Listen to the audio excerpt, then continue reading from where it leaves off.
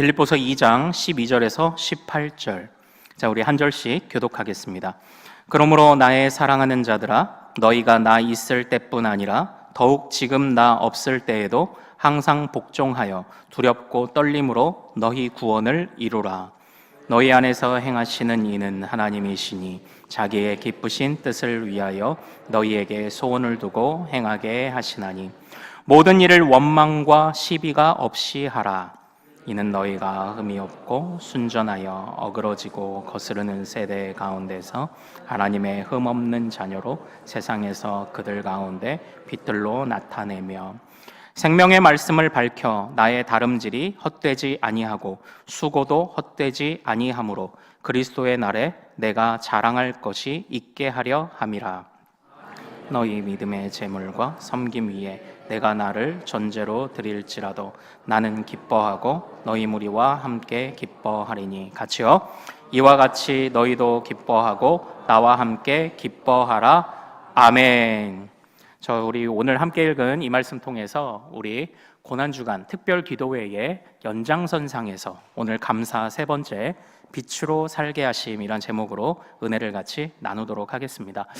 특별히 오늘은 예수님께서 십자가에 달려 죽으신 것을 기념하는 성금요일입니다.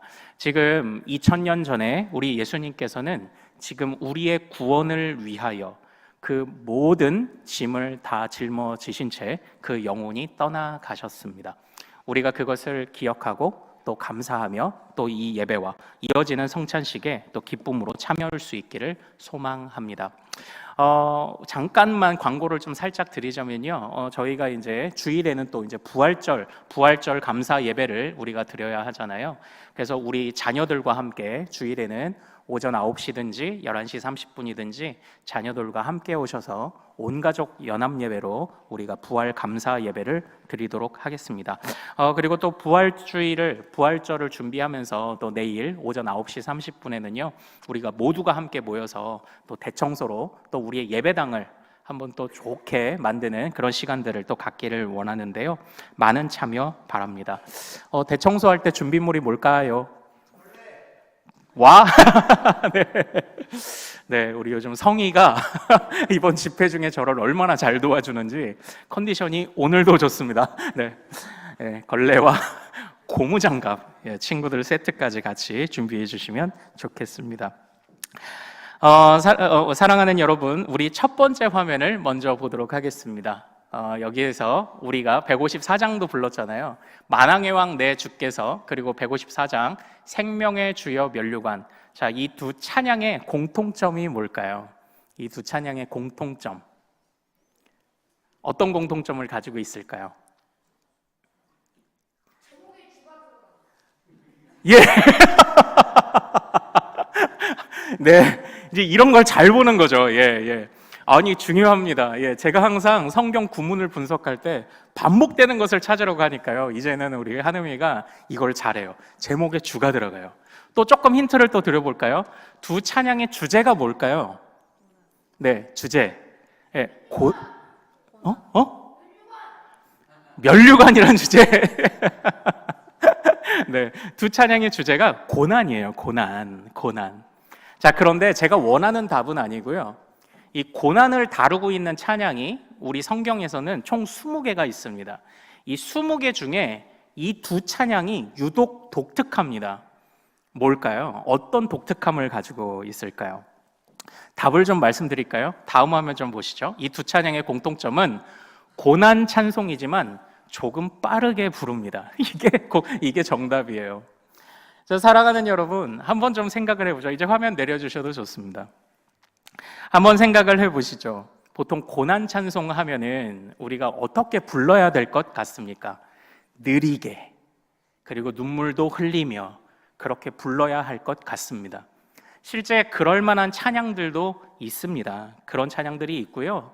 사실 우리가 주신 희로애락의 모든 감정을 다 들여서 주님을 찬양해야 되죠.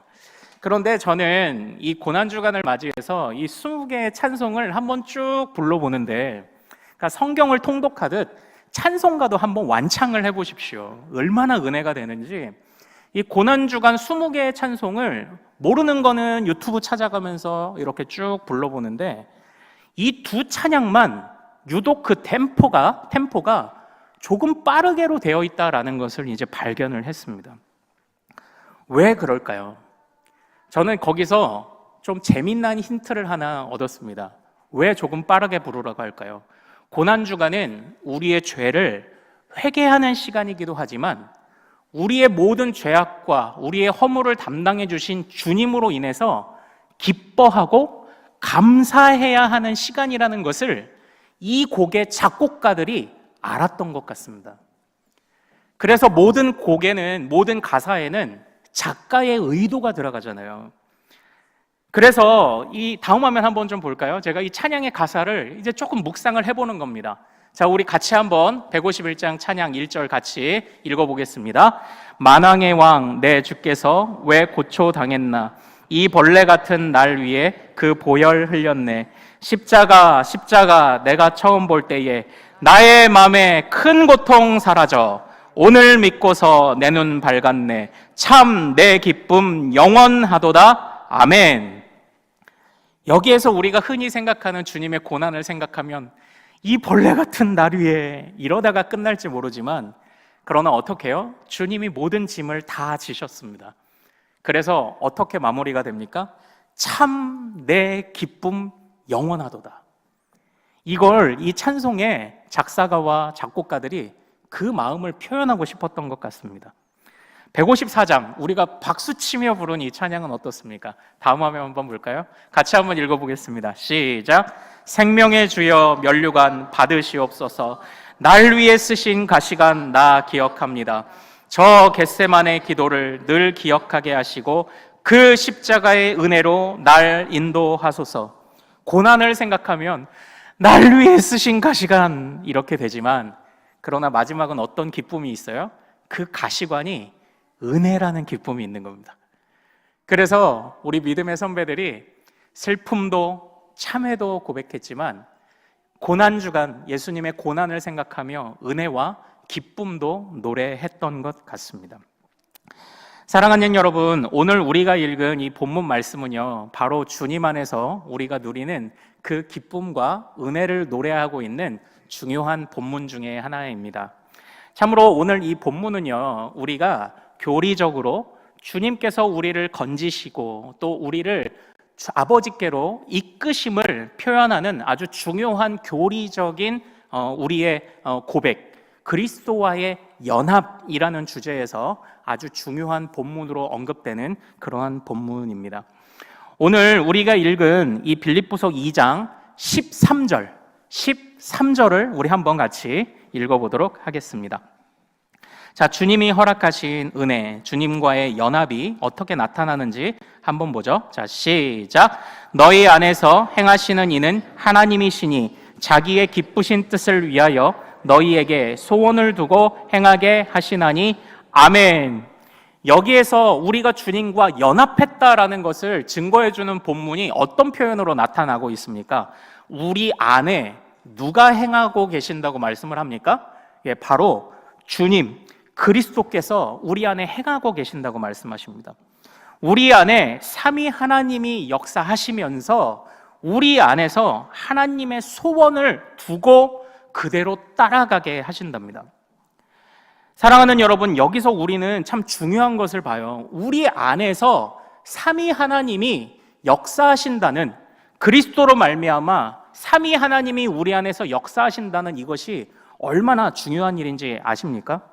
왜냐하면 우리의 상태는, 원래 우리의 상태는 어땠을까요? 14절 같이 한번 읽겠습니다. 자, 시작. 모든 일을 원망과 시비가 없이 하라. 아멘. 사도 바울이 이 빌립보 교회에 권면하고 있는 말을 보십시오. 이 빌립보 교회는 유럽 지역에 세워진 최초의 교회였습니다. 자주장사 누구를 통해 세워졌죠? 루디아를 통해 세워진 교회입니다. 이제 여러 번 말씀드려서 잘 아실 거예요. 그런데 그들은요, 사도 바울이 로마에 갇혀 있을 때 그들을 후원하던 교회입니다. 아주 중요한 역할을 많이 했습니다. 그러나 그들 안에도 다툼이 있었고 그들 안에도 흠이 있었습니다. 그들 안에도 이단들이 쳐들어왔을 때 그것을 분별하지 못하는 무지함도 그들 안에 있었습니다. 그러니까 아무리 교회로 부름받은 자들에게도 연약함과 미련함이 있었죠. 그런데 그들이 하물며 주님께 부름받은 교회도 연약함과 미련함이 있는데 주님을 모르던 때는 또 어떻겠습니까? 그들 안에 미련함과 그리고 그들 안에 흠과 그들 안에 서로 다툼과 그들 안에 무지함이 얼마나 많았겠습니까? 그러니까요, 모두가 흠이 있고 모두가 약하다 보니까 사실은 하나님도 모르고 하나님의 뜻대로 사는 것도 모르고 선한 것이 무엇인지도 모르는 거예요. 왜요? 모두가 무지하니까요. 그 톨스토이가 지은 바보 이반이라는 그 짤막한 소설이 있습니다. 아마 톨스토이가 지을 때 이 바보 이반이 그냥 어리숙하게 살아가는 이야기인데 아마 이것을 통해서 여러분 욕심내며 살지 마십시오. 그냥 어리숙하고 수더분하게 살아도 다 살아갈 수 있습니다. 아마 이런 교훈을 주기 위해 이 바보 이반이라는 책을 썼던 것 같습니다. 근데 이 바보 이반이라는 이 책에서 어느 날 이 이반이라는 사람을 뒤흔들기 위해서 마귀가 사탄이 찾아와서 이 바보 이반을 계속 괴롭히는 그런 이야기들이 이제 함께 등장을 합니다. 그런데요, 이 마귀가 처음에 바보 이반의 머리를 콕콕콕콕콕 찌르면서 두통을 줍니다.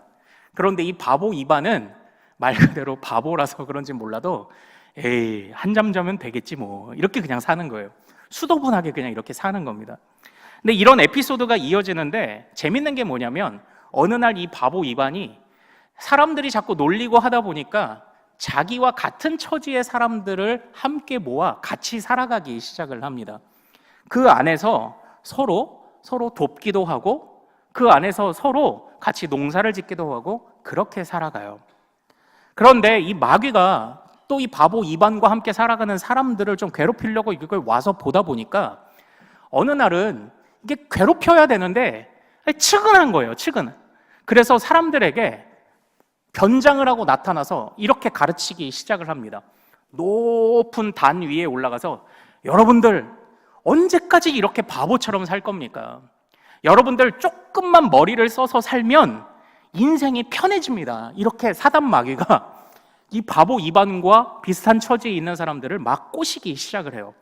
여러분들 머리를 쓰십시오. 조금만 머리를 쓰십시오. 그러면서 얼마나 지혜롭게 해야 되는지, 조금만 더 약삭 빠르게 살아야 되는지 이렇게 막 강연을 해요. 막 연설을 해요. 그러는데 이 바보 이반과 더불어 함께 모인 이 바보들의 세상에서 그 이야기를 알아들을까요? 알아듣지 못할까요? 이게 못 알아듣는 거예요. 그런데 뭐 하도 못 알아들으니까 사단마귀가 이게 하도 답답해서 열불을 토하며 목이 다 쉴 정도로 열불을 토하고 또 태양은 뜨는 태양에서 아침에 시작을 했는데 해가 저 머리 꼭대기에 올라서서 뜨거워짐에도 불구하고 사람들이 못 알아들으니까 이 태양이 장렬하는지도 모르고 계속적으로 머리 쓰는 법을 알려주기 시작을 합니다.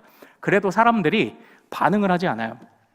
그러다가 그 뜨거운 태양에 이 사단 마귀가 갑자기 말도 많이 했죠. 그리고 막 열을 냈죠. 혈압이 오르죠.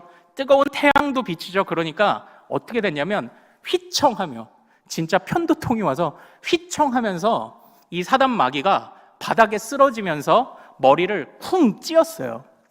그때 이 바보들이 소리치기 시작합니다. 저게 머리를 쓰는 방법이구나 이렇게 소리를 치는 거예요. 그러니까 바닥에 머리를 쿵 부딪힌 걸 저게 머리를 쓰는 방법인가 보다 이렇게 생각을 하는 겁니다.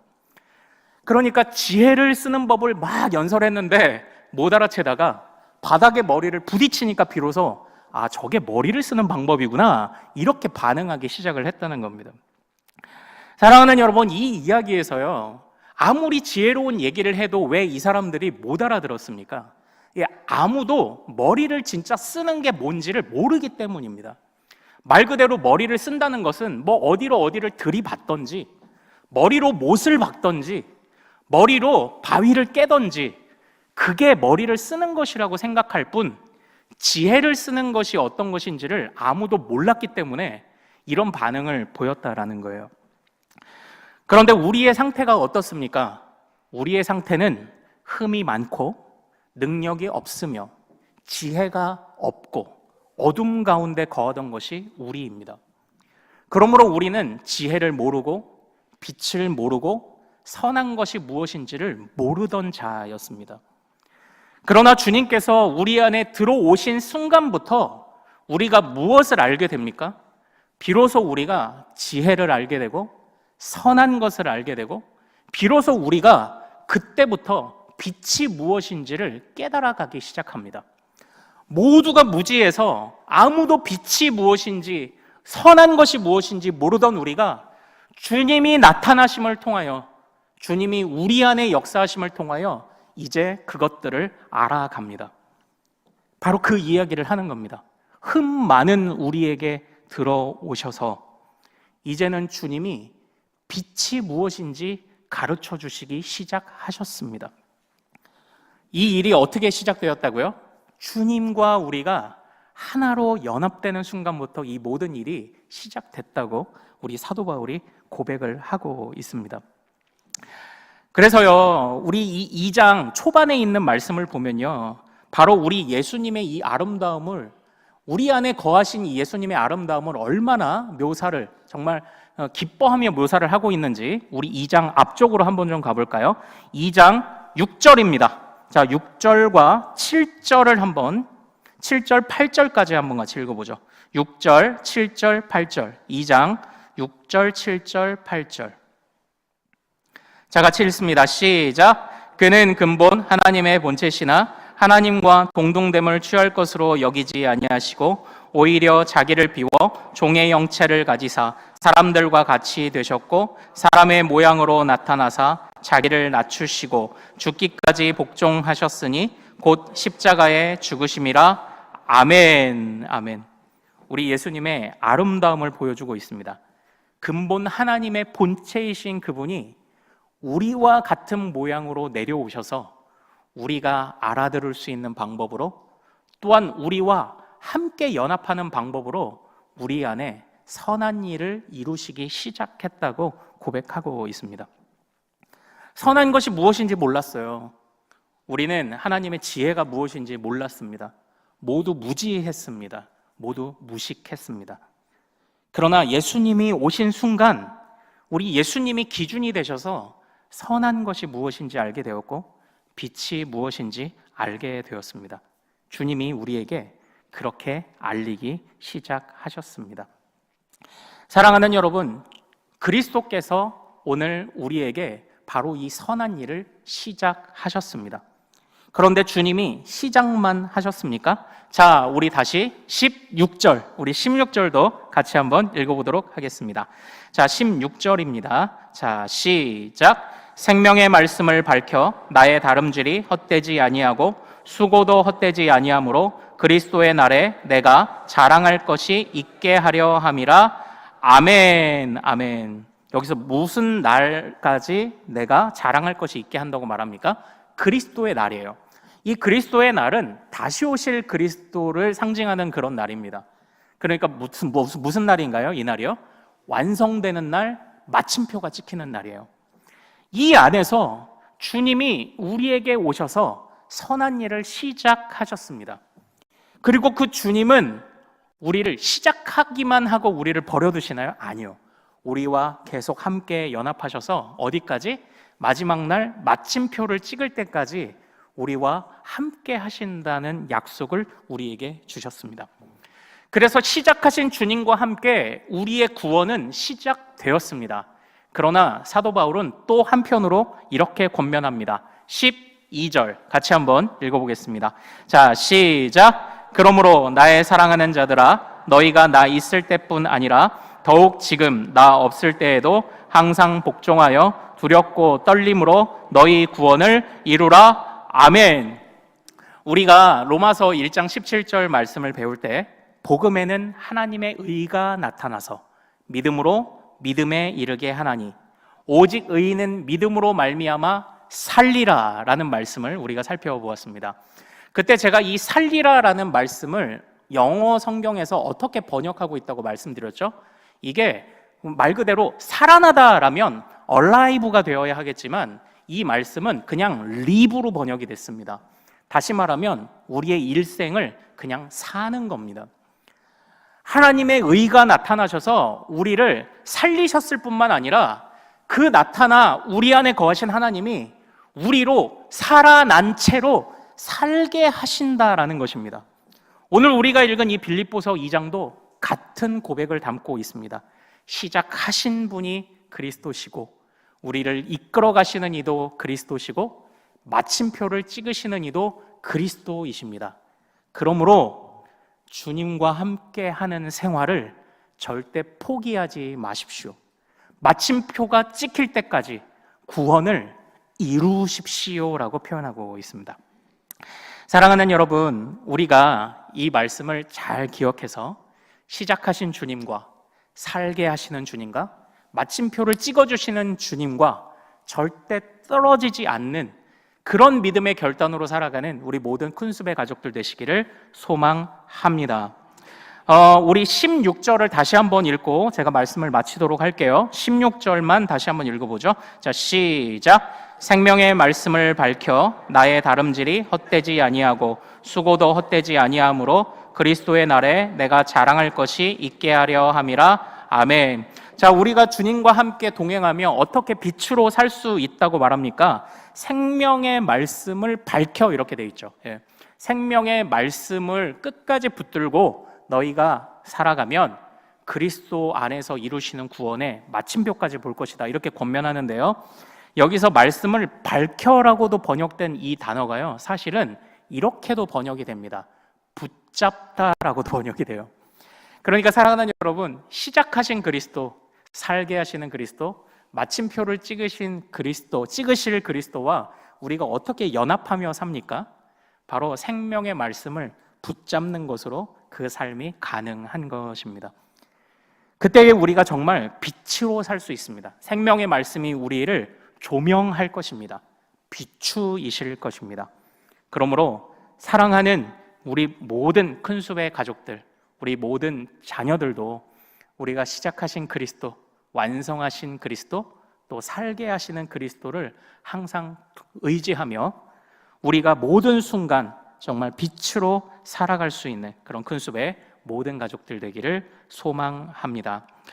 자, 우리 이제 성찬으로 같이 한번 나아가 또 주님께서 우리에게 허락하신 또 은혜와 또 그리스도의 영적 임재를 경험하는, 또 영적 임재를 기대하는 시간을 갖도록 하겠습니다.